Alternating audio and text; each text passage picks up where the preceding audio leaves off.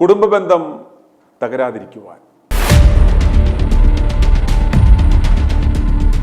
കേരളത്തിൽ ഈ അടുത്ത കാലത്ത് സംഭവിച്ച അതിദാരുണമായ സംഭവങ്ങൾ, പ്രത്യേകിച്ച് അമ്മമാർ തങ്ങളുടെ പിഞ്ച് കുഞ്ഞുങ്ങളുമായി ആത്മഹത്യ ചെയ്യുന്ന സംഭവങ്ങൾ, അത് വിവിധ സ്ഥലങ്ങളിൽ നിന്നും റിപ്പോർട്ട് ചെയ്യപ്പെടുന്നു. ആ സംഭവങ്ങളുടെ വിശദാംശങ്ങളിലേക്ക് ഞാൻ പ്രവേശിക്കുന്നില്ല. അത് ഏവർക്കും അറിയാവുന്നതാകയാൽ അറിയാവുന്നത് ആവർത്തിക്കുന്നതിൽ വിരസതയുണ്ടാകുമെന്നത് നിശ്ചയമാണ്. അത് ഒഴിവാക്കുന്നതാണ് നല്ലത് എന്നതുകൊണ്ട് തന്നെ. എന്നാൽ ഈ സംഭവത്തെപ്പറ്റി ഇതിൻ്റെ കാരണമെന്ത് എന്ന് മനുഷ്യർ അന്വേഷിച്ച് തുടങ്ങിയിരിക്കുന്നു.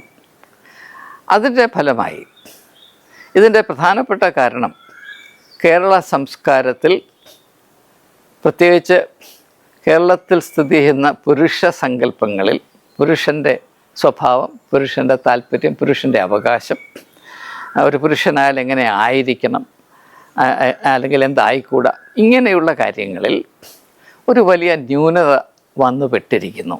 അതിന് ഒരു സാങ്കേതിക പദം ഇപ്പോൾ ഉപയോഗിച്ച് തുടങ്ങിയിട്ടുണ്ട്. ആ പദമാണ് നാർസിസിസം എന്ന് പറയുന്നത്. ഇത് ഗ്രീക്ക് മിത്തോളജിയിൽ നിന്ന് ഉത്ഭവിച്ച പദമാണ്. ഒരു വ്യക്തി അവനെ തന്നെ പ്രേമിക്കുന്ന അവസ്ഥ, മറ്റുള്ളവരെ എല്ലാം, സമൂഹത്തെയും ലോകത്തെയും മറ്റുള്ളവരെ എല്ലാം മറന്ന്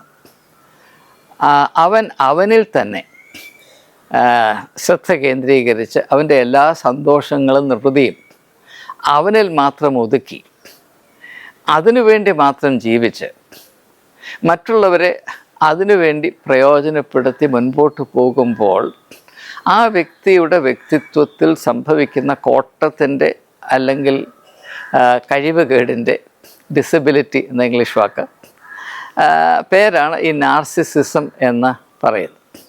അപ്പോൾ ഈ വാക്ക് നമ്മളെ പേടിപ്പിക്കേണ്ട കാര്യമൊന്നുമില്ല. അതിൻ്റെ അടിസ്ഥാന ആശയം വളരെ വളരെ ലളിതമാണ്.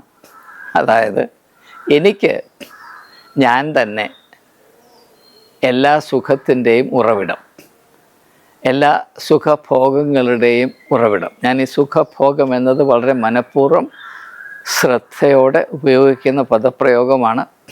മലയാളത്തിനപ്പുറത്ത് ഒരു പദപ്രയോഗം എനിക്ക് കണ്ടുപിടിക്കാൻ കഴിയുന്നില്ല. അപ്പോൾ ഈ ഒരു അവസ്ഥ, ഇത് തീർച്ചയായും മനുഷ്യബന്ധങ്ങളിൽ കാര്യമായ പ്രയാസങ്ങൾ വരുത്തി വെക്കാൻ പര്യാപ്തമായ ഒരു അധപ്പതിച്ച അവസ്ഥ തന്നെയാണ്. പക്ഷേ ഇവിടെ നാം മനസ്സിലാക്കേണ്ട ഒരു കാര്യം, ഇതിൻ്റെ ഉത്തരവാദികൾ ആരാണ്? ഇപ്പോൾ നമ്മൾ പ്രശ്നം കണ്ടുപിടിച്ചു, ഈ പ്രശ്നം യഥാർത്ഥത്തിലുണ്ട്, അത് വലിയ വലിയ അപകടങ്ങൾ വരുത്തി വയ്ക്കുന്നു, അനേക ജീവിതങ്ങളെ നശിപ്പിക്കുന്നു, അല്ലെങ്കിൽ നരകതുല്യമായി ജീവിപ്പാൻ അനേക മനുഷ്യ ജീവിതങ്ങൾ ശപിക്കപ്പെട്ടു എന്ന വിധത്തിൽ കഴിഞ്ഞു പോകുന്നു. ബന്ധങ്ങളിൽ കൂടെ മനുഷ്യൻ പ്രതീക്ഷിക്കുന്ന നന്മകൾ, സുഖങ്ങൾ, സന്തോഷങ്ങൾ, ആശ്വാസങ്ങൾ ഇവയൊന്നും ലഭിക്കാതെ മരുഭൂമിയിൽ ആയിരിക്കുന്നത് പോലെ മനുഷ്യർ ദാഹിച്ചും വലഞ്ഞും അശരണരായി ആ അവസ്ഥ സഹിക്കാൻ വയ്യാത്തത് കൊണ്ട് ആത്മഹത്യ ചെയ്ത് നിങ്ങളുടെ ജീവിതത്തിൻ്റെ ആ നരകതുല്യമായ അവസ്ഥ അവസാനിപ്പിക്കുന്നു. ഇതിൻ്റെ ഉത്തരവാദികൾ ആരാണ്? ഈ പ്രശ്നത്തിൻ്റെ ഉറവിടം എന്താണ്? ഇപ്പോൾ നമുക്കറിയാം, COVID-19 വന്നപ്പോൾ അതിൻ്റെ കാരണം ഒരു വൈറസാണ് എന്ന് കണ്ടുപിടിച്ചു. ആ COVID-19 പോലെ വാസ്തവത്തിൽ അതിനേക്കാൾ ഭീകരമായ ഒരു രോഗമാണ്. രോഗത്തെപ്പറ്റിയാണ് നാം ഇപ്പോൾ സംസാരിക്കുകയും അത് മനസ്സിലാക്കാൻ നാം ശ്രമിക്കുകയും ചെയ്തത്. അതുകൊണ്ട് തന്നെ ഈ രോഗത്തെ പരത്തുന്ന അണു എന്താണ്, വൈറസ് എന്താണ് എന്നതിനെപ്പറ്റി എന്തുകൊണ്ടാണ് നമ്മുടെ മധ്യത്തിൽ വേണ്ടതുപോലെ ഒരു അന്വേഷണം നടക്കാത്തത് എന്ന് നാം ചിന്തിക്കണം. എനിക്ക് ഇതിനെപ്പറ്റിയുള്ള പരിമിതമായ അറിവ് നിങ്ങളുമായി പങ്കിടുക മാത്രമാണ് എൻ്റെ കടമ. ഞാൻ ആ കടമ നേരെ നിർവഹിച്ചു കൊള്ളട്ടെ. എനിക്കിത് മനസ്സിലാക്കാൻ കഴിഞ്ഞിടത്തോളം ആധുനിക സംസ്കാരത്തിൽ മനുഷ്യർ ഭാരതത്തിൽ മാത്രമല്ല, കേരളത്തിൽ മാത്രമല്ല, ലോകത്തെമ്പാടും ആധുനിക യുഗത്തിലെ മനുഷ്യർ ലോകത്തെമ്പാടും അവഗണിക്കുന്ന, എന്നാൽ അതേസമയം തന്നെ മനുഷ്യത്വത്തിൻ്റെ അടിത്തറയായി നാം കരുതേണ്ട, വിലമതിക്കേണ്ട ഒരു ഘടകമാണ് ബന്ധം എന്നുള്ളത്. ബന്ധം, മനുഷ്യബന്ധം. കൗണ്ട് ലിയോ ടോൾസ്റ്റോയ് അദ്ദേഹത്തിൻ്റെ വളരെ ചിന്തോദ്ദീപകമായ ഒരു ചെറിയ പുസ്തകം എന്ന് പറഞ്ഞാൽ 300 പരം പേജുകൾ കാണും. ഓൺ ലൈഫ് എന്നാണ് ആ പുസ്തകത്തിൻ്റെ പേര്. On life.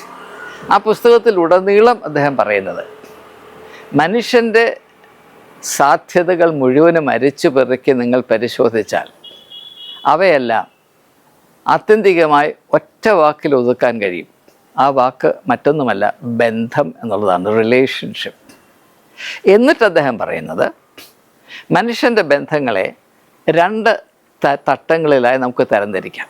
1 ഉയരത്തിലേക്കുള്ള ബന്ധം, 2 പാർശ്വത്തിലേക്കുള്ള ബന്ധം. ഇംഗ്ലീഷിൽ പറഞ്ഞാൽ വെർട്ടിക്കൽ റിലേഷൻഷിപ്പ്, അത് ദൈവത്തോടാണ് വെർട്ടിക്കൽ റിലേഷൻഷിപ്പ്. പാർശ്വം ഹൊറിസോണ്ടൽ റിലേഷൻഷിപ്പ്, അത് മറ്റുള്ളവരുമായി സാമൂഹ്യ ബന്ധങ്ങൾ. മനുഷ്യരൊരു സാമൂഹ്യ ജീവിയാണ് എന്ന് നാം പറയുന്നു. അതുകൊണ്ട് തന്നെ ബന്ധങ്ങൾക്ക് അല്ലെങ്കിൽ ബന്ധത്തിൽ ഏർപ്പെടുവാനും ബന്ധങ്ങളോട് നീതി പാലിക്കുവാനും ബന്ധങ്ങളെ മെച്ചപ്പെടുത്തുവാനും അതിൻ്റെ മേൽത്തരമായ സാധ്യതകളെ അനുദിനം അനുഭവവേദ്യമാക്കുവാനുമുള്ള കെൽപ്പ്, കഴിവ്, താല്പര്യം ഒരു വ്യക്തിയിൽ ജനിപ്പിക്കുകയും അത് വളർത്തിയെടുക്കുകയും ചെയ്യുക എന്നുള്ളത്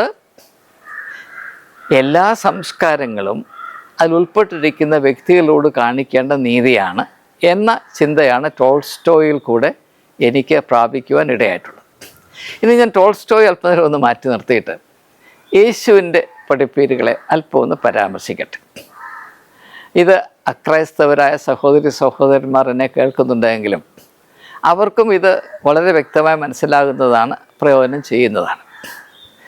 യേശുവിൻ്റെ പഠിപ്പീരുകൾ, ആത്മീയ ബോധ്യങ്ങൾ ഇവയെ നിങ്ങൾ പരിശോധിച്ചാൽ അതിലേറ്റവും പ്രാധാന്യം കൽപ്പിച്ച് യേശു പരാമർശിച്ചു കൊണ്ടേയിരുന്നത്, ജനങ്ങളെ പരിശീലിപ്പിച്ചു കൊണ്ടേയിരുന്നത്, പ്രത്യേകിച്ച് തൻ്റെ ശിഷ്യന്മാരെ പരിശീലിപ്പിച്ചു കൊണ്ടേയിരുന്നത് നിങ്ങൾ എപ്രകാരം ബന്ധങ്ങളിൽ ഏർപ്പെടുകയും ബന്ധങ്ങളിൽ നീതി പാലിക്കുകയും ചെയ്യണം എന്നുള്ളതാണ്.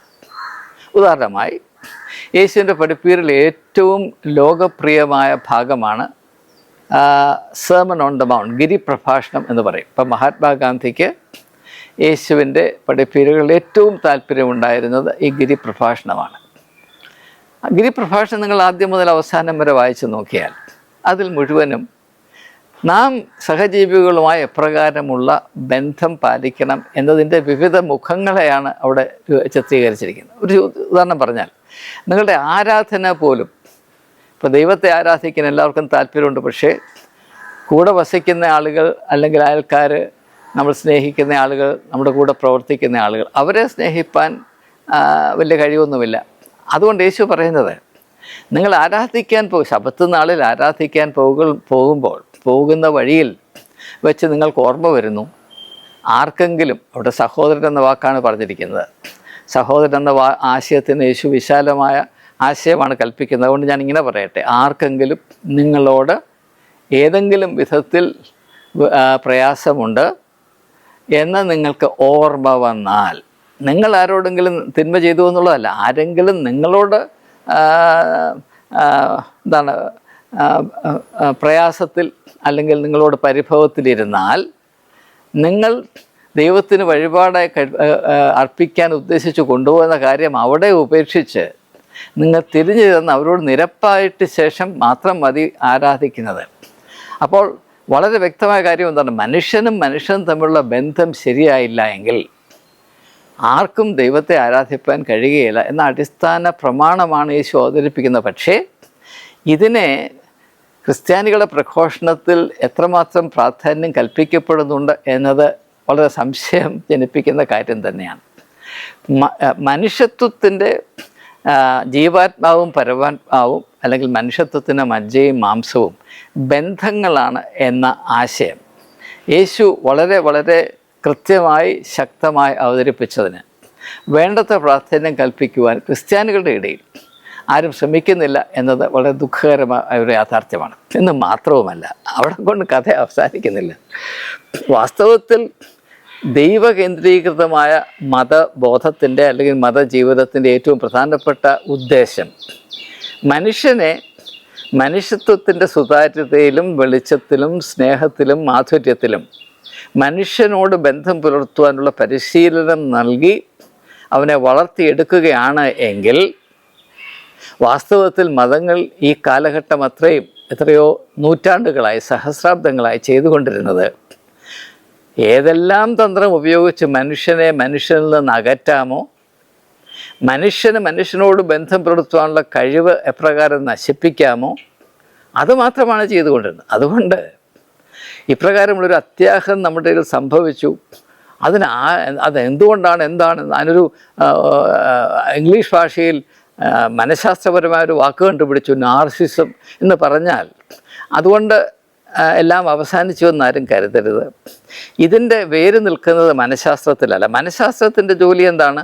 നിലവിലിരിക്കുന്ന അവസ്ഥയെ ശാസ്ത്രീയമായി ഒന്ന് വിശദീകരിച്ച് നൽകുക മാത്രമാണ്. ഈ പ്രശ്നത്തിൻ്റെ വേര് കിടക്കുന്നത് മനഃശാസ്ത്രത്തിലല്ല, ഈ പ്രശ്നത്തിൻ്റെ വേര് കിടക്കുന്നത് മതത്തിൽ തന്നെയാണ്. ഉദാഹരണമായിട്ട് നിങ്ങൾ ഈ കഴിഞ്ഞ 50 വർഷം അല്ലെങ്കിൽ വേണ്ട 30 വർഷം, എല്ലാവരും 50 വർഷമൊന്നും പ്രായമായവരായിരിക്കണമെന്നില്ല, ചിന്താശക്തിയിൽ. അപ്പോൾ എനിക്ക് 50 വർഷത്തെ നല്ല ഓർമ്മയുണ്ട്, അതുകൊണ്ടാണ് ഞാൻ ആദ്യം 50 എന്ന് പറയുന്നത്. ഈ 50 വർഷം 20 വർഷം 30 വർഷം മതത്തിൻ്റെ പ്രതിനിധികൾ എന്ന നിലയിൽ ഭാരതത്തിൻ്റെ മണ്ണിൽ നിന്ന് വലിയ വലിയ പ്രസ്താവനകൾ ഉയർന്നു വന്നിട്ടുണ്ട്. നിങ്ങളത് മുഴുവൻ പരിശോധിച്ച് നോക്കൂ. അതിലെവിടെയെങ്കിലും മനുഷ്യൻ മനുഷ്യനെ സ്നേഹിക്കണം എന്ന് പറഞ്ഞ് പഠിപ്പിച്ചിട്ടുണ്ടോ? ക്രിസ്ത്യാനികളുടെ ഇടയിൽ അങ്ങനെ പറഞ്ഞ് പഠിപ്പിച്ചിട്ടുണ്ടോ? എൻ്റെ സഭയിലുള്ള ആളുകളെ ഞാൻ സ്നേഹിക്കണമെന്ന് എന്നോട് പറഞ്ഞിട്ടുണ്ട്. അല്ലെങ്കിൽ നമ്മുടെ സഭയിലുള്ള ആളുകളെ നമുക്ക് സ്നേഹിക്കണം, കരുതണമെന്ന് പറഞ്ഞിട്ടുണ്ട്. എന്നാൽ അതുകൊണ്ട് തന്നെ മറ്റുള്ള സഭയിലെ ആളുകൾ, മറ്റുള്ള മതത്തിലെ ആളുകളെ വെറുക്കണമെന്നും പറയാതെ പറഞ്ഞു വെച്ചിട്ടുണ്ട്. പല സാഹചര്യങ്ങളിലും വിളിച്ചു പറഞ്ഞിട്ടുണ്ട്. ഇപ്പോൾ കഴിഞ്ഞ ഒരു 3 വർഷം കൊണ്ട് കേരളത്തിൽ നമുക്ക് എല്ലാവർക്കും അറിയാവുന്നതുപോലെ ഇപ്പോൾ പാലാ ബിഷപ്പ്, കളറിങ്ങാട്ട് ബിഷപ്പ്, അദ്ദേഹം തൻ്റെ അനേകളെ എന്താണ് പറഞ്ഞു പഠിപ്പിക്കുന്നത്? നിങ്ങൾ മുസ്ലിങ്ങളെ വെറുക്കണം, അവരെ ബോയ്ക്കോട്ട് ചെയ്യണം, അവർ ലവ് ജിഹാദ് നടത്തുന്നവരാണ്, അവർ നാർക്കോട്ടിക് ജിഹാദ് നടത്തുന്നവരാണ്, അവർ ഇക്കണോമിക് ജിഹാദ് നടത്തുന്നവരാണ്, അവർ വലിയ അപകടകാരികളാണ്. യാതൊരു അടിസ്ഥാനവുമില്ലാതെ ജനങ്ങളെ പരസ്പരം വെറുപ്പിക്കുന്ന പരിപാടി. ഇതാണ് മതം. അത് ബിഷപ്പ് കലറിങ്ങാട്ടിൻ്റെ മാത്രം പ്രശ്നമല്ല, മതത്തിൽ ഇത് തന്നെയാണ് നടക്കുന്നത്. എൻ്റെ അനുഭവത്തിൽ ഞാനൊരു 10-30 വർഷം വളരെ വളരെ തകൃതിയായി ഓടി നടന്ന് പല സഭകളുടെയും ആഭിമുഖ്യത്തിൽ വളരെയധികം കൺവെൻഷനിൽ പ്രസംഗിച്ചിട്ടുണ്ട്. അപ്പോൾ മർത്തമക്കാരുടെ ആഭിമുഖ്യത്തിൽ ഒരു കൺവെൻഷൻ പ്രസംഗിക്കാൻ പോകുമ്പോൾ അതിനടുത്തുള്ള മറ്റ് സഭകളിലെ ആളുകൾ എൻ്റെ പ്രസംഗം കേൾക്കാൻ വരണമെന്ന് പറയുമ്പോൾ അവിടുത്തെ അച്ഛന്മാർക്ക് പൂതിയിളകും. അവർ പറയും, പോരുത്, ഇയാളെ അടുത്ത വർഷം വിളിച്ച് പ്രസംഗിപ്പോൾ അന്നേരം പ്രസംഗം കേട്ടാൽ മതി. അപ്പോൾ ഇതാണ് നമ്മുടെ പരിപാടി. അപ്പോൾ നിങ്ങൾ സ്വയത്തെ സ്നേഹിക്കണം, നിങ്ങളിൽ നിന്ന് വ്യത്യസ്തമായ ആളുകളെ വെറുക്കണമെന്ന് പഠിപ്പിച്ചത് ആരാണ്? രാഷ്ട്രീയക്കാർ പോലുമല്ല. ആദ്യം ഇത് പഠിപ്പിച്ചത് മതമാണ്. മതത്തിൽ നിന്നാണ് രാഷ്ട്രീയം ഇത് കടമെടുത്തത് എന്ന പച്ച പരമാർത്ഥം നാം മനസ്സിലാക്കണം. അപ്പോൾ അതുകൊണ്ട് ഇതിന് ഞാൻ ഇതുവരെ പറഞ്ഞിട്ടില്ലാത്തൊരാശയം ഇപ്പോൾ ഞാൻ അവതരിപ്പിക്കാൻ പോവുകയാണ്. വാസ്തവത്തിൽ ഇതിന് നാം പറയേണ്ടത് മതപരമായ സ്വവർഗ അനുരാഗം എന്നാണ്. നാം ഇത് മതത്തിന് വെളിയിൽ സ്വവർഗ അനുരാഗികളുണ്ട് എന്നൊക്കെ പറഞ്ഞ് അതിനെപ്പറ്റി പല വിധത്തിൽ കോൺട്രവേഴ്സിയൊക്കെ ഉണ്ട്. പക്ഷേ ഈ സ്വവർഗ അനുരാഗത്തിന് ഏറ്റവും കൂടുതൽ ദൈവിക വില കൽപ്പിക്കപ്പെടുന്നത് മതത്തിലാണ്. പക്ഷെ നാം അത് തിരിച്ചറിയുന്നില്ല എന്ന് മാത്രം. ഇപ്പോൾ സ്വവർഗ അനുരാഗം എന്ന് പറഞ്ഞാൽ ഞാൻ എന്നെ പോലെയുള്ള ശരീരഘടനയുള്ള ആളുകളെ മാത്രം സ്നേഹിക്കുന്നു. ഇതാണല്ലോ എൻ്റെ അനുഭൂതി മുഴുവനും അവിടെയാണ്. ഇതാണല്ലോ ഒരു ആശയം. അത് തന്നെയല്ലേ മതത്തിൽ. അപ്പോൾ മതപരമായ സ്വവർഗ അനുരാഗം എന്ന് പറയുമ്പോൾ എനിക്ക് എന്നെ പോലെയുള്ള ആളുകളെ മാത്രമേ കൈക്കൊള്ളുവാനും സഹിക്കുവാനും സ്നേഹിപ്പാനും സാധ്യമാകുകയുള്ളൂ. അതിനപ്പുറത്ത് പോയ ആളുകളെ കൈക്കൊള്ളുന്നത് എൻ്റെ സഭയോട് ഞാൻ കാണിക്കുന്ന കൂറില്ലായ്മയാണ് എന്ന ധാരണയാണല്ലോ പരത്തുന്നതിന് വല്ല സംശയമുണ്ടോ? ഞാൻ സെൻറ്റ് സ്റ്റീഫൻസ് കോളേജിൽ ജോലി ചെയ്യുമ്പോൾ ഞാൻ കുറേ നാൾ അവിടുത്തെ ചാപ്ലിനായും ജോലി ചെയ്തിട്ടുണ്ട്. അപ്പോൾ ചാപ്പലിൽ ഞാൻ ഞായറാഴ്ച ആരാധന നടത്തുമ്പോൾ കത്തോലിക്ക സഭയിലുള്ള ഒരു ലോറൻസ് പോൾ ഞങ്ങളുടെ ലൈബ്രറിയനായിരുന്നു. അദ്ദേഹം ഈ ആരാധനയിൽ പങ്കെടുക്കുമായിരുന്നു. അദ്ദേഹം കത്തോലിക്കനായിരുന്നു. അപ്പോൾ കത്തോലിക്കനല്ലാത്ത ഞാൻ നടത്തുന്ന ആരാധനയിൽ ഒരു കത്തോലിക്കൻ ഞായറാഴ്ച വന്ന് പങ്കെടുക്കുന്നുവെന്ന് അദ്ദേഹത്തിൻ്റെ ഇടവ വികാരി അറിഞ്ഞപ്പോൾ അവനെ വിളിച്ച് നല്ലതായി ശകാരിക്കുകയും താക്കീത് കൊടുക്കുകയും ഈ പരിപാടി നിർത്തിയില്ലെങ്കിൽ നിന്നെ പള്ളിയിൽ നിന്ന് എന്നേക്കുമായി പുറത്താക്കും എന്ന് വിരട്ടി പാവം ലോറൻസ് പോൾ മുട്ടുമടക്കി പിന്നെ അവിടെ വരാതിരിക്കുകയും ചെയ്തു. അങ്ങനെ എത്രയോ അനുഭവങ്ങൾ എനിക്കുണ്ട്. അപ്പം ഇതൊരു പ്രശ്നമായിട്ട് നാം കാണത്തില്ല. ഇതൊരു വലിയ മേന്മയായിട്ട് മതപരമായ ഏതാണ്ട് എൻ്റെ സഭയുടെ വലിപ്പത്തെയും മാന്യതയെയും ഞാൻ സംരക്ഷിക്കുന്നു എന്ന വിധത്തിലാണ് ആളുകൾ സംസാരിക്കുന്നത്. അപ്പോൾ ഇത് മനുഷ്യ സ്വഭാവത്തിൽ വരുത്തി വെക്കുന്ന വൈകല്യങ്ങൾ വളരെ അധികമാണ്. എന്നാൽ യേശുക്രിസ്തുവിനെ നോക്കുമ്പോൾ യേശു പഠിപ്പിച്ചത് എന്താണ്? നിങ്ങളെക്കാൾ ഏറ്റവും വ്യത്യസ്തരായ ആളുകളെ സ്നേഹിക്കുകയും ഉൾക്കൊള്ളുകയും ചെയ്യണം. യേശു പറഞ്ഞു, നിങ്ങൾ ശത്രുക്കളെ സ്നേഹിപ്പീൻ. ശത്രു ആരാണ്? എൻ്റെ ശത്രു എന്ന് പറയാം. എനിക്കൊരു ശത്രു ഉണ്ടെങ്കിൽ എന്നേക്കാൾ ഏറ്റവും വ്യത്യസ്തമായ ആളാണ്. വ്യത്യസ്തത ഏറ്റവും മൂർച്ചയോടുകൂടെ ആരിൽ സ്ഥിതി ചെയ്യുന്നു, പ്രവർത്തിക്കുന്നു, അയാളെയാണ് ഞാൻ എൻ്റെ ശത്രുവായി കാണുന്നത്. അപ്പോൾ യേശു തൻ്റെ ശിഷ്യന്മാരോട് പറയുന്നു, നിങ്ങൾ ശത്രുക്കളെ സ്നേഹിപ്പീൻ എന്ന് പറഞ്ഞ അർത്ഥം, നിങ്ങളിൽ നിന്ന് വളരെ വ്യത്യസ്തമായി ആര് ചിന്തിക്കുന്നു, പ്രവർത്തിക്കുന്നു, അവരെ സ്നേഹിപ്പാനുള്ള വിശാലത നിങ്ങൾക്കില്ലെങ്കിൽ നിങ്ങൾക്ക് ദൈവവുമായി യാതൊരു ബന്ധവുമില്ല, നിങ്ങളുടെ ഉള്ളിൽ വെളിച്ചമില്ല എന്ന് തന്നെയാണ്. അപ്പോൾ ഇത് നാം മനസ്സിലാക്കേണ്ട ആവശ്യം. ഇനിയും ഒരു ആശയം കൂടെ വളരെ അത്യാവശ്യമായതുകൊണ്ട് ഞാൻ അവതരിപ്പിക്കാൻ പോകുകയാണ്. ഇപ്പോൾ ഇത് ഭാരതത്തിൽ സംഭവിക്കുന്ന പ്രത്യേകിച്ച് വിവാഹ സംബന്ധമായ ബന്ധത്തിൽ മനുഷ്യന് എപ്രകാരമാണ് നീതിയും ന്യായവും ആർദ്രതയും സ്നേഹവും കുടികൊള്ളുന്ന ബന്ധങ്ങൾ സ്ഥാപിക്കുവാനും നിലനിർത്തുവാനുമുള്ള കഴിവ് നഷ്ടപ്പെടുന്നത്, അതിന് മതം നൽകുന്ന സംഭാവന എന്താണ് എന്നതാണ് ഞാൻ സൂചിപ്പിച്ചു വന്നത്. ഇനി മറ്റൊരു കാര്യം കൂടെ പറയുമ്പോൾ, മതം കൊണ്ടും സംസ്കാരം കൊണ്ടും സംഭവിക്കുന്ന ഒരു വലിയ കോട്ടമുണ്ട്. അതാണ് പുരുഷ മേൽക്കോയ്മ. പുരുഷനാണ് വലിയ താല്പര്യം, അവന് പ്രത്യേകമായ പരിഗണന. സ്ത്രീ എന്ന് പറഞ്ഞാൽ പുരുഷൻ്റെ ഇംഗിതമനുസരിച്ച് ജീവിക്കേണ്ടവളാണ്. പുരുഷൻ ഏത് വിധത്തിലും അവളെ കൈകാര്യം ചെയ്യാം. അവൾക്ക് പ്രത്യേകമായ സംരക്ഷണമില്ല. സാമ്പത്തികമായ പരാധീനതയുള്ള കുടുംബത്തിൽ നിന്ന് വരുന്ന പെൺകുട്ടികളാണെങ്കിൽ അവരുടെ ജീവിതം നരകമായത് തന്നെ. അപ്പോൾ മനുഷ്യന് സഹജീവിയെ അവൾ അർഹിക്കുന്ന വിധത്തിൽ ഉൾക്കൊള്ളുവാനും അവളുടെ വില മനസ്സിലാക്കുവാനും ആദരിപ്പാനും ഉള്ള കഴിവില്ലാത്ത വിധത്തിൽ ഒരു പുരുഷനെ വളർത്തിക്കൊണ്ടുവരികയും അങ്ങനെ കിരാതമായി മാത്രം സ്വന്തം താല്പര്യത്തിന് വേണ്ടി എന്തിനേയും വളച്ചൊടിക്കുകയും ചവിട്ടിമെതിക്കുകയും ചെയ്യുന്ന സ്വഭാവത്തിൻ്റെ ഉടമയായ ഒരു പുരുഷനെ യാതൊരു സംരക്ഷണയുമില്ലാത്ത നിസ്സഹായ ഒരു സ്ത്രീയെ ഏൽപ്പിച്ചു കൊടുത്താൽ, ഒരു പുലിയുടെ മുൻപിൽ ഒരു ആട്ടിൻകുട്ടിയെ ഇട്ട് കൊടുക്കുന്നത് പോലെ മാത്രം നാം മനസ്സിലാക്കിയാൽ മതി. മനുഷ്യരെ നിസ്സഹായത ചൂഷണം ചെയ്യുവാനായി ശ്രമിക്കുന്ന പുരുഷൻ, ഒരു സ്ത്രീയുടെ നിസ്സഹായത ചൂഷണം ചെയ്യാൻ ശ്രമിക്കുന്ന പുരുഷൻ, അവൻ പുരുഷനായിരിക്കും പക്ഷേ മനുഷ്യനല്ല. ഈ വ്യത്യാസം വളരെ വലുതാണ്. അവൻ പുരുഷനാണ്, മനുഷ്യനല്ല. അതുകൊണ്ട് കേരളത്തിൽ ഇപ്പോൾ സംഭവിക്കുന്ന വലിയ വലിയ ദുരന്തത്തിൻ്റെ പ്രധാനപ്പെട്ട കാര്യം കേരളത്തിലെ പുരുഷന്മാർ മനുഷ്യരല്ല എന്നതുകൊണ്ടാണ്.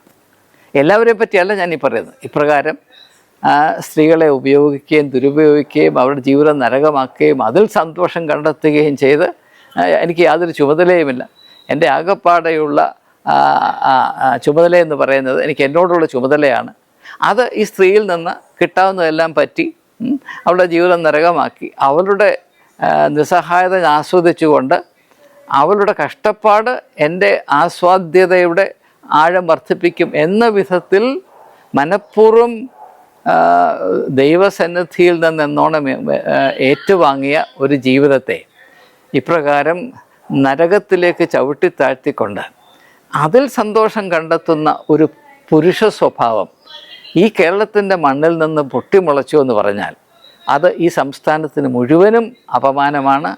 അത് നാം ആരും സഹിച്ചുകൂടാത്ത ഒരു വലിയ അപഖ്യാതി തന്നെയാണ്. ഈ പ്രശ്നം അത് അർഹിക്കുന്ന ഗാംഭീര്യത്തിൽ, പ്രാധാന്യത്തിൽ നാം മനസ്സിലാക്കുകയും ഇത് എപ്രകാരം ആണ് ഇതിനെ കൈകാര്യം ചെയ്യേണ്ടത് എന്നതിനെപ്പറ്റി തുറന്ന മനസ്സോടെ ഒന്ന് അന്വേഷിക്കാനുള്ള സന്നദ്ധയും ഉണ്ടാകണം. ഇനിയും മാതാപിതാക്കന്മാരോട് ഒരു വാക്കുകൂടെ പറഞ്ഞ് ഞാൻ അവസാനിപ്പിക്കാൻ പോവുകയാണ്. നമുക്കിനിയും രാഷ്ട്രീയക്കാരിൽ നിന്നോ മത നേതാക്കന്മാരിൽ നിന്നോ വിദ്യാഭ്യാസ വിചിന്തകരിൽ നിന്നോ ഒന്നും പ്രതീക്ഷിക്കാനില്ല. നാം ആ സ്ഥിതിയിലെത്തിയിരിക്കുന്നു. കുറഞ്ഞപക്ഷം മാതാപിതാക്കന്മാർക്കെങ്കിലും ഒരു ചെറിയ സംഭാവന ഇതിനോട് അനുബന്ധമായി ചെയ്യാനുള്ളത് എന്താണ്? നിങ്ങളുടെ ആൺമക്കളെ വളർത്തുമ്പോൾ അവരെ മറ്റുള്ളവർക്ക് വേണ്ടി ചിന്തിക്കാനും കരുതുവാനുള്ള വ്യക്തിത്വ വികസനം പ്രാപിക്കുന്നവരെ വളർത്തുവാൻ ശ്രമിക്കുക. പ്രത്യേകിച്ച് സ്ത്രീകളെ ബഹുമാനിക്കുവാനും അവരുടെ വികാരങ്ങൾക്ക് വില കൽപ്പിക്കുവാനും അവരും സന്തതികളാണ്, എന്നെപ്പോലെ തന്നെ വിലയുള്ള ദൈവ സൃഷ്ടിയാണ് എന്ന് മനസ്സിലാക്കി ഭയഭക്തിയോടെ ദൈവത്തോടുള്ള പ്രതിബദ്ധതയിൽ താൻ ഏറ്റുവാങ്ങിയ ഈ ജീവിതത്തെ ഏറ്റവും മഹനീയമായി കാത്തു സൂക്ഷിപ്പാനും അതിൻ്റെ സാധ്യതകളെ അനുദിനം കൂടുതൽ മെച്ചപ്പെടുത്തുവാനുള്ള ചുമതല ബോധത്തോടെ ബന്ധത്തിൽ, സ്ത്രീ പുരുഷ ബന്ധത്തിൽ ഏർപ്പെടുവാനുള്ള ഒരു പരിശീലനം തങ്ങളുടെ ആൺമക്കൾക്ക് കൊടുക്കുവാൻ മാതാപിതാക്കന്മാർ പ്രത്യേകം ശ്രദ്ധിക്കണമെന്ന് വളരെ വിനീതമായി അപേക്ഷിച്ചുകൊണ്ട് വാക്കുകൾ ഉപസംഹരിക്കുന്നു. കേരളത്തിന് ഒരാശ്വാസമുണ്ടാകട്ടെ. i2i News, an eye for truth. i2i News subscribe ചെയ്തിട്ടില്ലാത്തവർ ഇപ്പോൾ തന്നെ സബ്സ്ക്രൈബ് ചെയ്യുക. നോട്ടിഫിക്കേഷൻ ലഭിക്കുവാൻ ബെൽ ബട്ടണും അമർത്തുക.